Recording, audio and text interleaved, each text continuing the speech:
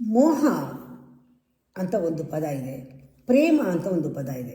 ಎರಡೂ ಪೂರ ಬೇರೆ ಬೇರೆ ಪದ. ಮೋಹ ಪ್ರೇಮ ಆಗಕ್ಕೆ ಸಾಧ್ಯವೇ ಇಲ್ಲ. ಮೋಹನೇ ಮುಗಿಯೋದು. ಹೆಚ್ಚು ಮೋಹ ಮುಗಿಯೋದು ಅತಿರೇಕದ ಮೋಹ, ದ್ವೇಷ. ಪ್ರೇಮದಲ್ಲೇ ಮುಗಿಯುತ್ತೆ. ಅದರ ಅತಿರೇಕ ಏನು? ಭಕ್ತಿ, ಕರುಣೆ, ದಯೆ, ಇದರಲ್ಲಿ ಮುಗಿಯುತ್ತೆ. ಪ್ರೇಮನೇ, ಮೋಹನೇ. ಇಲ್ಲಿ ಹೋಗಬೇಕು, ಎರಡೂ ಬೇರೆ ಬೇರೆ ಪದ ಅಂತ. ಈ ಮೋಹ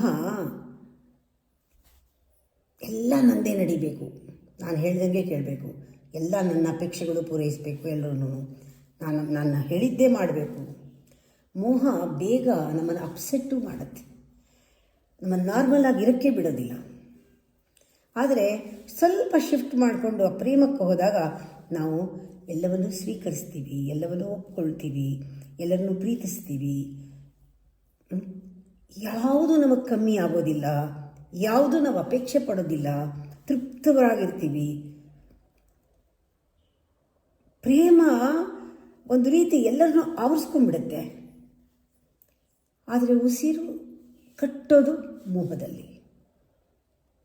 ಒಂದು ಸ್ವಾರ್ಥದಿಂದ ಅದು ಹೊರಗೆ ಬಂದಿರುತ್ತೆ, ಒಂದು ನಿಸ್ವಾರ್ಥವಾದ ಬೇಸ್, ಫೌಂಡೇಶನ್, ಅಸ್ತಿತ್ವದಿಂದ ಹೊರಗೆ ಬರುತ್ತೆ.